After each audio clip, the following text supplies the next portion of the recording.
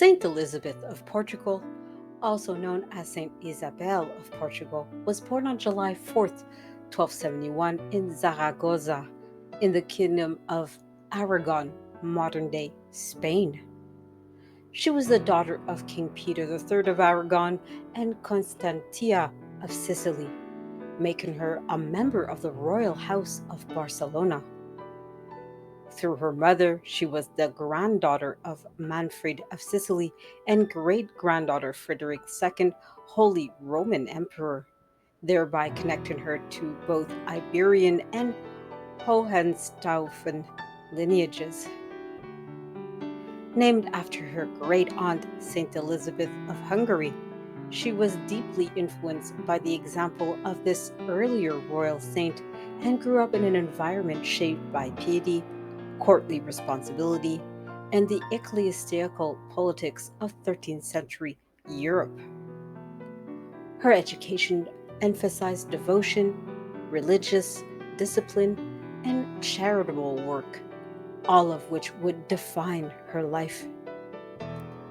At the age of 12, Elizabeth was married to King Denis of Portugal, or Dom Denis, who reigned from 1279 to 1325. This union was formalized in 1282. Was strategic alliance was a strategic alliance between the kingdoms of Portugal and Aragon. Despite Denis's reputation for being pragmatic, politically shrewd, and at times morally lax, including fathering several illegitimate children, Elizabeth remained a model of Christian value and virtues, enduring personal trials with grace and restraint. She bore two legitimate children, Constanza, who would marry King Ferdinand IV of Castile, and Alfonso, also known as Alfonso IV of Portugal.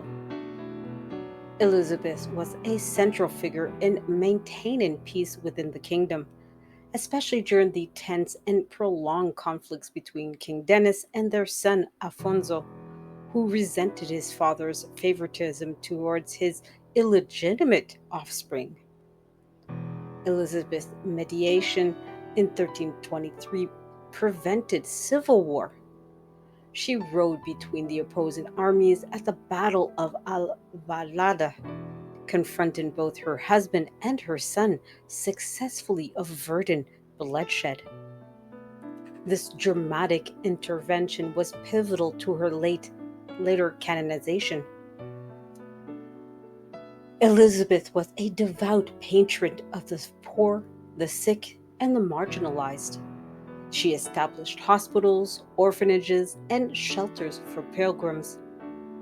Her court was renowned for its charitable outreach and religious observances. Among her foundations were the Hospital of Coimbra, and she also supported the monastery of Santa Clara at Velha, which became closely associated with her name and legacy. Upon the passing of King Denis in 1325, Elizabeth retired to the monastery of Santa Clara Velha in Coimbra, where she took the Third Order of St. Francis, embracing a life of asceticism and spiritual devotion without formally becoming a cloistered nun. She continued to exert moral and political influence, serving as a peace broker between Iberian monarchs. Her final major act occurred in 1336 when she journeyed to Estremoz to mediate a conflict between her son Alfonso IV of Portugal and her son-in-law Alfonso V of Castile. Though elderly and frail, Elizabeth undertook the difficult journey in service of peace. The exertion contributed to her final illness. She passed away on July 4th, 1336, on her 65th birthday in Estremoz. Miracles were attributed to her both during her life and posthumously. One of the most famous miracles was the miracle of roses, wherein she allegedly carried bread to the poor, and when confronted by her husband, the breast transformed into roses to conceal her charitable actions. Though apocryphal, the tale underscores her reputation for humility and secret almsgiving. Her cult grew rapidly after her passing, and in 1612 she was beatified by Pope Paul V, and she was canonized in 1625 by Pope Urban VIII. Her feast day is celebrated on July 4th by the Roman Catholic Church. She is considered the patron saint of peace, invoked particularly in cases of family conflict, marital strife, and a state of diplomacy. Saint Elizabeth of Portugal's legacy endures the religious, culture, and political history with churches, schools, and charitable institutions bearing her name across the Lusophone world. Her life exemplifies the potent combination of royal influence and Christian virtue during a pivotal era of medieval Iberian history. The iconography of Saint Elizabeth of Portugal, rich with symbols of charity, peace, and royal sanctity, developed primarily during the posthumous veneration that followed her canonization in 1625. It reflects her dual identity as a queen and saint, as well as the particular miracles, virtues, and political acts that distinguished her life. The iconographic tradition surrounding her is especially strong in Portugal, Spain, and Italy, and has been shaped by Franciscan, Royalist, and Baroque Catholic influences.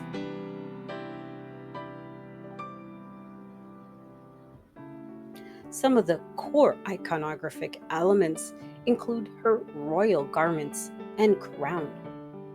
She's almost always depicted in regal attire, long flowing robes with a mantle, often edged in ermine and jeweled gold crown. The crown symbolizes her status as Queen of Portugal, while her noble dress reflects both her birth and position. She's often seen with roses to represent the miracle of roses. This is the most iconic and widespread symbol and is shown as a basket or apron full of roses, referencing the miracle where bread turned into roses when she was confronted by King Dennis while secretly bringing food to the poor.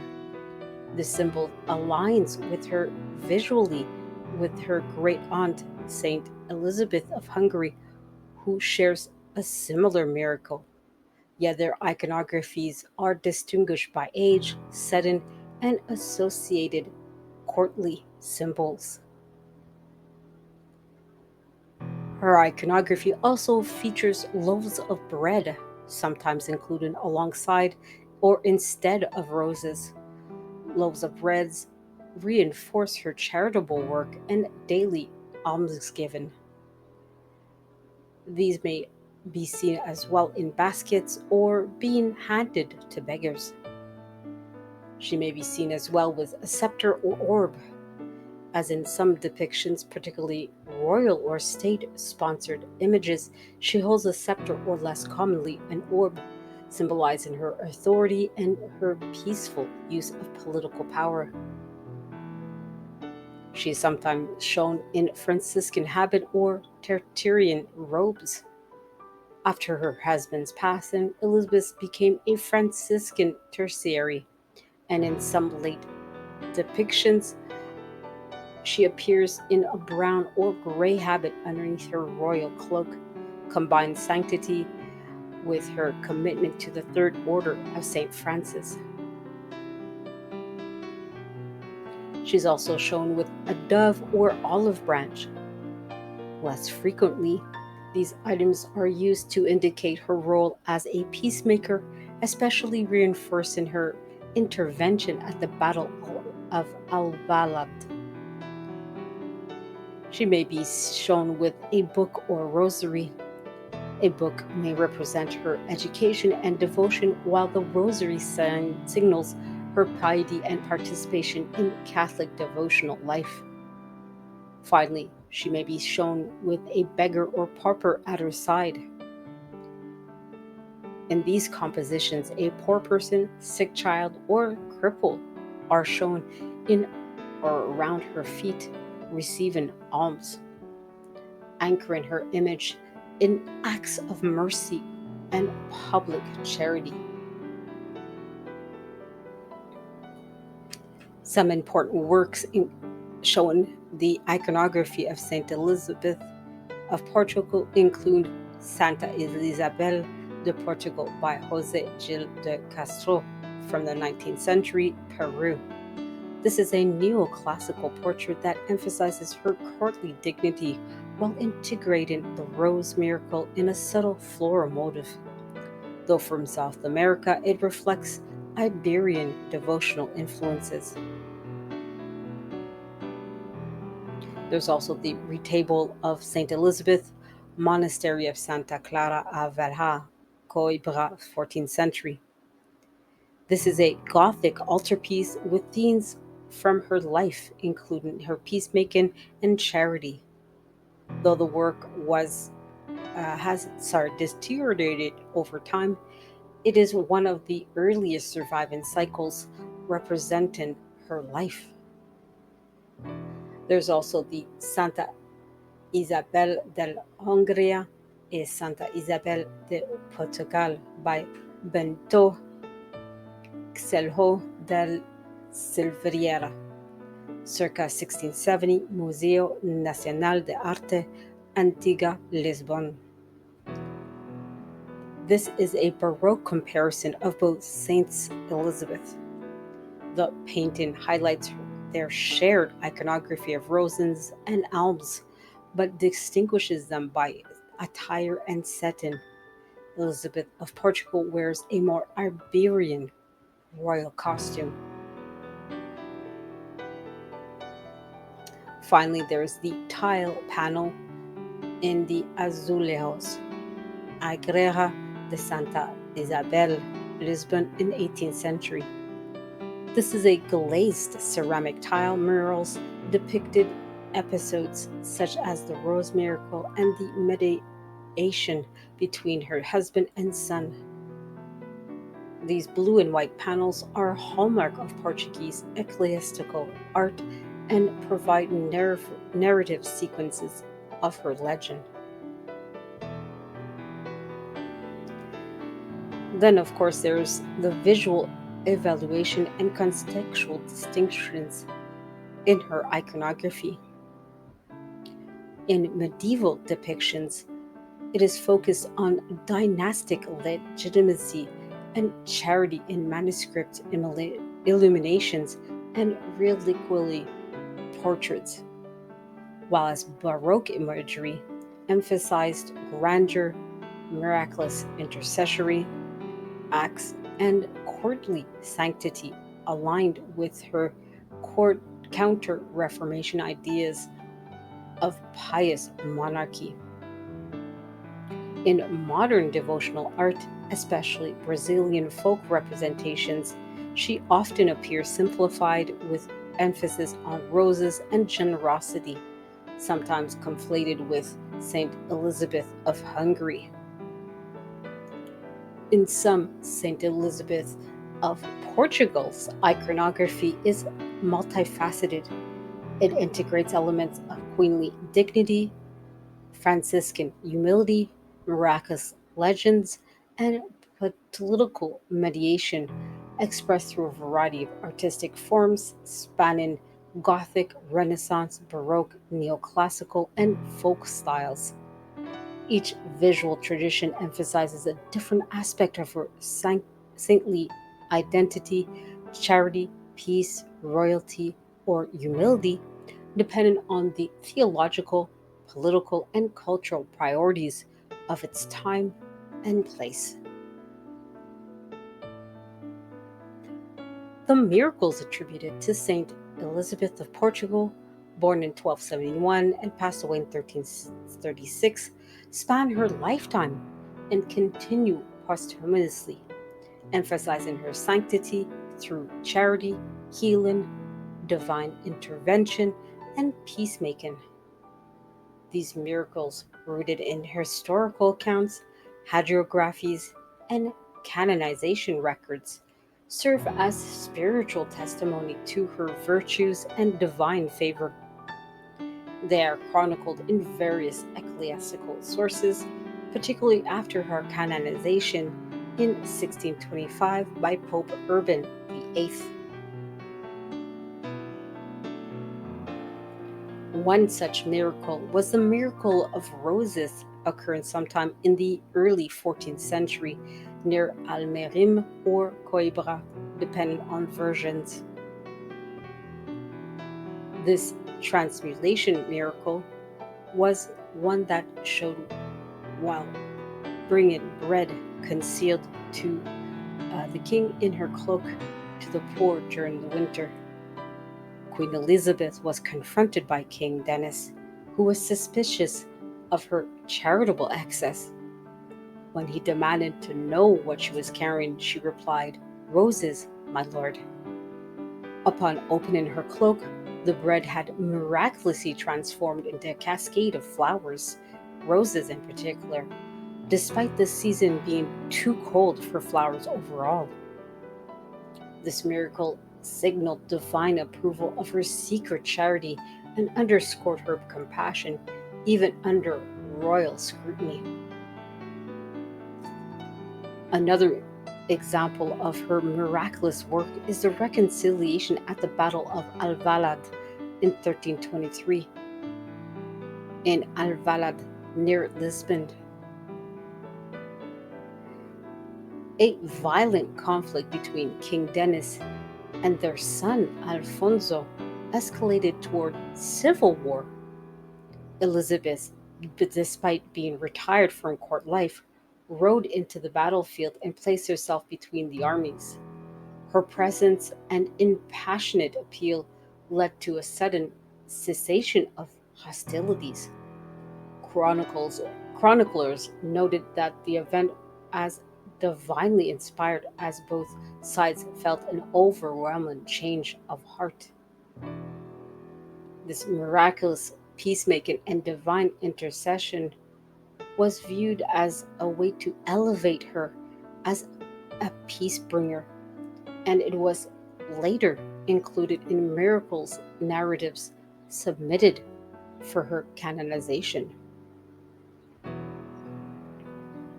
There was also examples of her healing of the sick and infirm in the early 14th centuries in Coimbra, Santarém, and surrounding regions, involving a variety of individuals.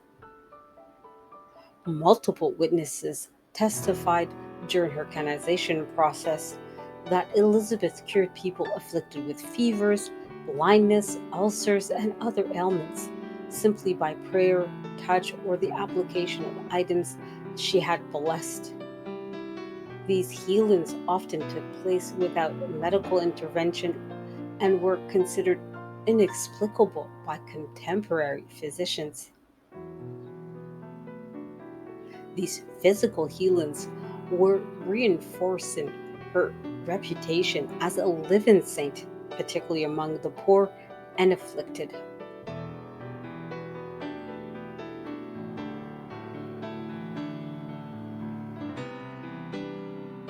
Finally, there were many posthumous healings at her tomb, especially after her passing in 1336, in particular after 1340s and onward, at the Church of Santa Clara al Velha in Coimbra. Following her passing, many pilgrims visited her tomb, where miraculous healings were recorded. Paralytics regained movement, children were cured of convulsions, and women gave birth after prayers for intercession. The monks kept written records of such incidents. These intercessory miracle healings were central to her eventual canonization and are evidence of ongoing veneration. These few examples of miracles, historical, devotional, and posthumous, constructed a multifaceted sacred image of Saint Elizabeth of Portugal. They emphasize her as a queen who transcended worldly power to serve as a vessel of peace, mercy, and divine love. Each miracle, often attested by multiple witnesses and preserved in ecclesiastical archives, played a role in shaping her canonization and enduring veneration across Catholic Europe and the Lusophone world. The canonization process of Saint Elizabeth of Portugal was a protracted and multifaceted journey that unfolded over nearly 3 centuries. Rooted in medieval devotion, formally revived during the Counter Reformation, and culminating in her elevation to sainthood in the 17th century, her canonization reflects not only ecclesiastical procedures but also the religious and political currents of Europe. The following is a comprehensive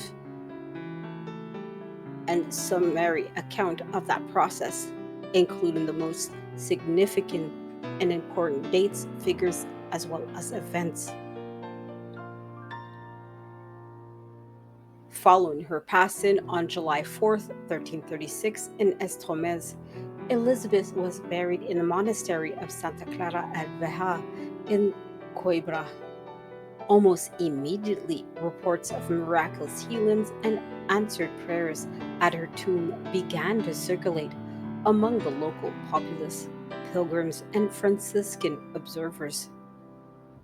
These early testimonies laid that foundation for a popular cult, though no official process was initiated during her lifetime or immediately after her passing.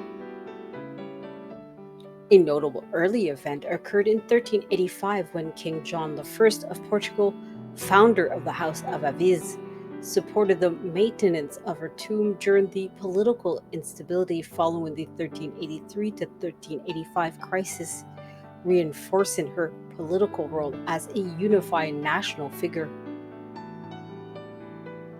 By the 17th century, her cult was rejuvenated amid Counter Reformation efforts to promote models of royal sanctity. A critical event was the translation or exhumation and relocation of her remains from the now flood prone Santa Clara a Helvera to the newly constructed Santa Clara a Nova convent in Coimbra. This occurred under the auspices of the Poor Clares, with the support of King Philip II of Portugal, also Philip III of Spain during the Iberian Union. Upon the exhumation in 1612, her body was reportedly found incorrupt, and this discovery spurred renewed ecclesiastical interest. The body's preservation was interpreted as divine confirmation of sanctity and was used as evidence in petitions to Rome. Later that same year, Pope Paul V, who reigned from 1605 to 1621, formally beatified Elizabeth. This step did not yet declare her as a saint, but permitted liturgical veneration in Portugal and Franciscan communities, as well as a public celebration on her feast day on July 4th. The beatification was based both on documented miracles and her lifelong reputation for holiness, especially her acts of mediation and charity. The official process began with promulgation and of the decree, of beatification, which was granted based on petitions from Portuguese religious authorities and the royal court. Following her beatification, efforts intensified to secure full canonization from 1612 to 1625. A formal positio or dossier containing testimonies, biographies, and miracles accounts was submitted to the Congregation of Rites in Rome.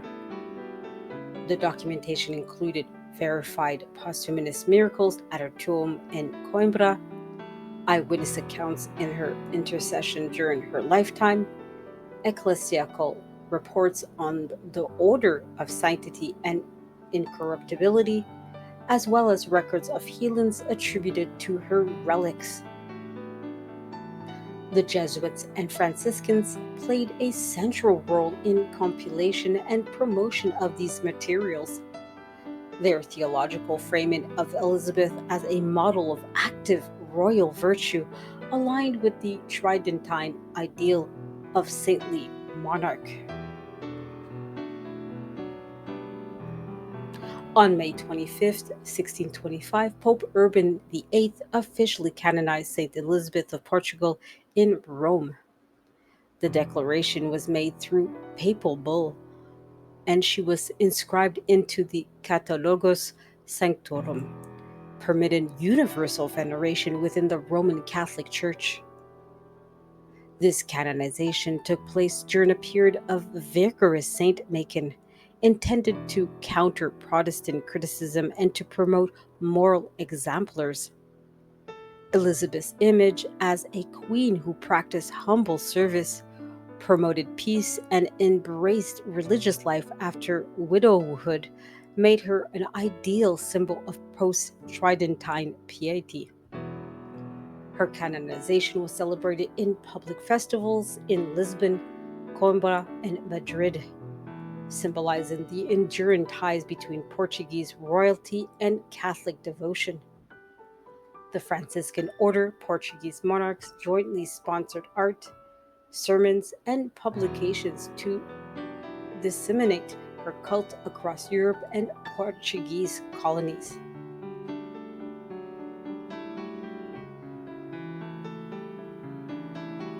Her legacy and liturgical recognition includes her official feast day, which was confirmed as July 4th, the date of her passing, and entered into Roman martyrology.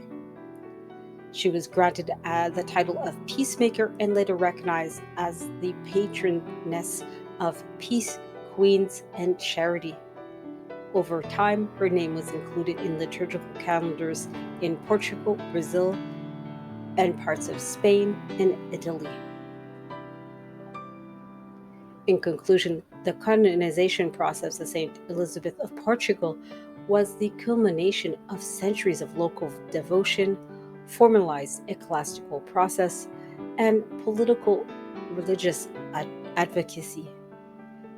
It solidified her status not only as a national saint of Portugal, but also as a universal model of Christian queenship and peace. Her cause exemplifies how sainthood could serve both spiritual and statecraft purposes in early modern Catholic Church and Europe.